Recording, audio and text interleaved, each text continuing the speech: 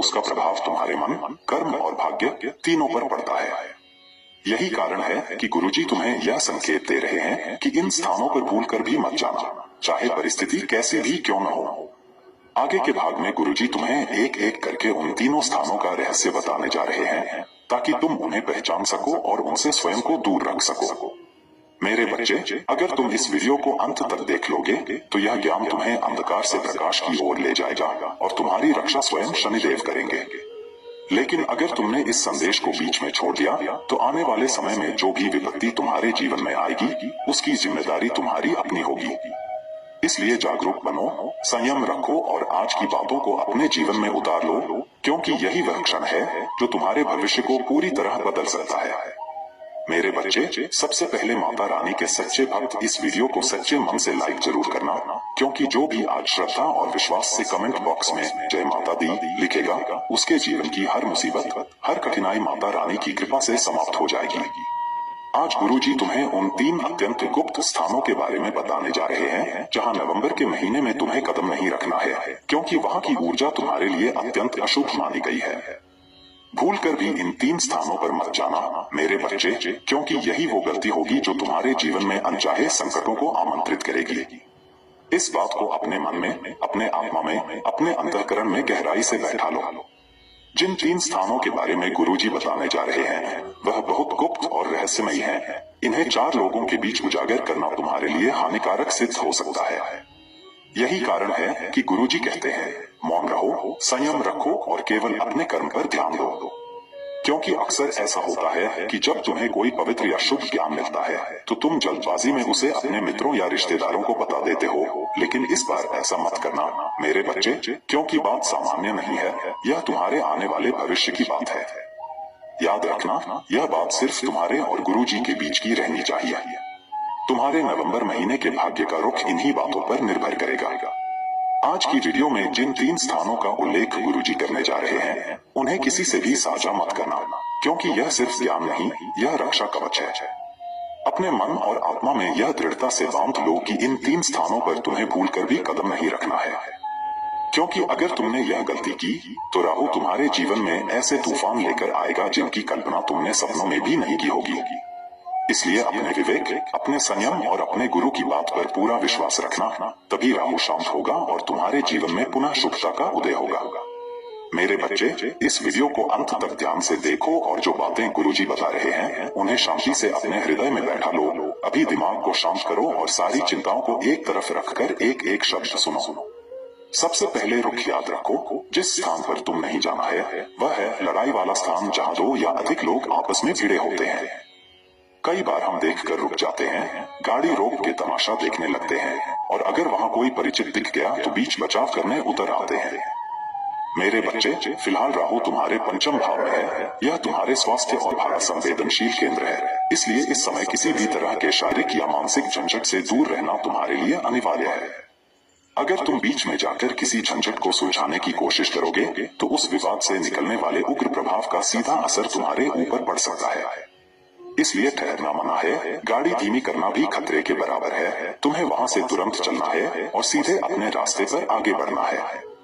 याद रखना, संभल कर वापस आना है।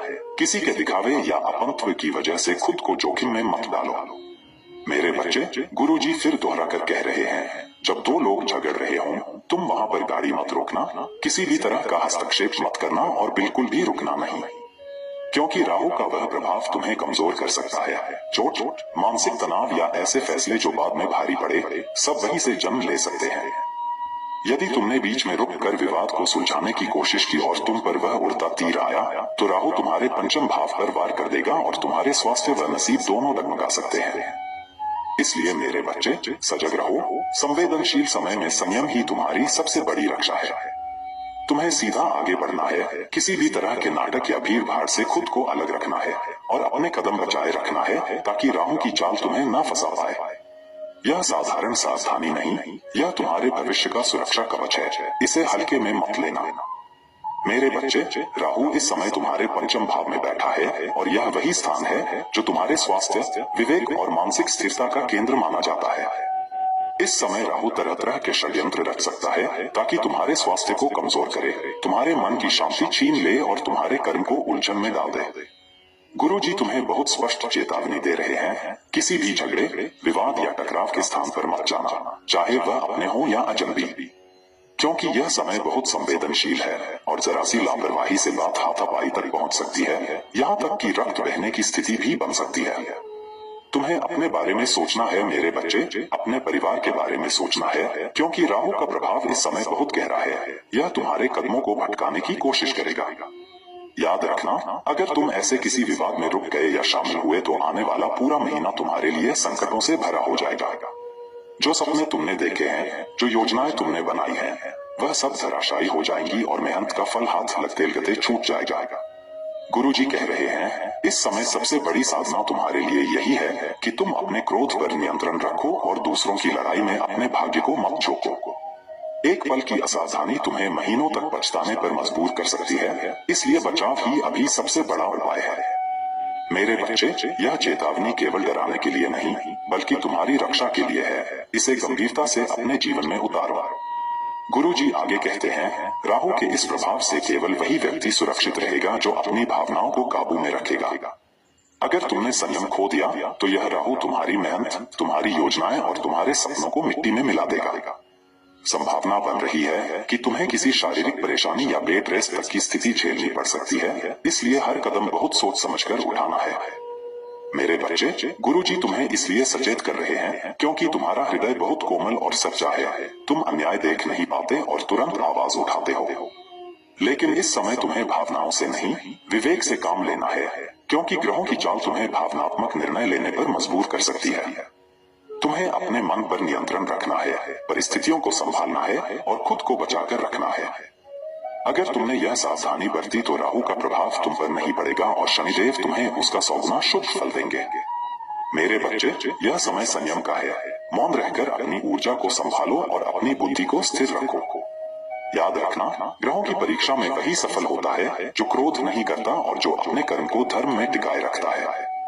अब गुरुजी तुम्हें आगे बताने वाले हैं दूसरे स्थान के बारे में, जहां भूलकर भी तुम्हें नहीं जाना है।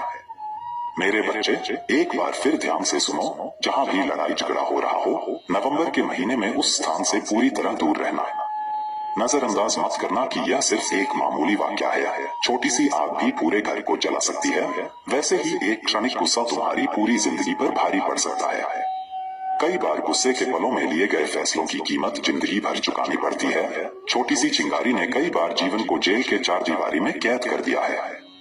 इसलिए मेरे बच्चे, 2 मिनट का गुस्सा तुम्हारे लिए दशकों की यातना बन सकता है। यही गुरुजी तुम्हें समझा रहे हैं, इसलिए दूर रहो और बचाव करो। नवंबर का समय संवेदनशील है, इसलिए कोई बहाना मत बनाओ। किसी भी झगड़े में खुद को न फंसने दो। सुरक्षित रहना अब तुम्हारी प्राथमिकता होनी चाहिए। मेरे बच्चे, यदि तुमने इस चेतावनी को न माना और गलती कर दी तो मोहल्ले के सामने तुम्हारी इज्जत खराब हो सकती है। लोग तुम्हारी अच्छाई नहीं समझेंगे और तुक तुक से तुम्हें आंकेंगे। याद रखना, तुम वहाँ लड़ाई सुलझाने गए थे, पर लोग तुम्हारे इरादों की नहीं पूछेंगे, सिर्फ नतीजे की बात करेंगे और तुम्हें कोसा जाएगा। इसलिए गुरुजी की बात मान लो, संयम रखो, चुप्पी साधो और खुद को जोखिम से बचाओ, ताकि तुम्हारी पहचान और सम्मान सुरक्षित रहे। अब समय आ रहा है कि हम दूसरे उस स्थान के बारे में जानें जहां तुम्हें नवंबर में भूलकर भी नहीं जाना। आगे और गंभीर और बेहद उपयोगी जानकारी बताई जाएगी। तुम जो शुरुआत कर चुके हो, वीडियो को बीच में मत छोड़ना मेरे बच्चे, क्योंकि यही ज्ञान तुम्हारे लिए रक्षा कवच साबित होगा। मेरे बच्चे, इस वीडियो को अंत तक देखना, क्योंकि यह बात बहुत और गंभीर है।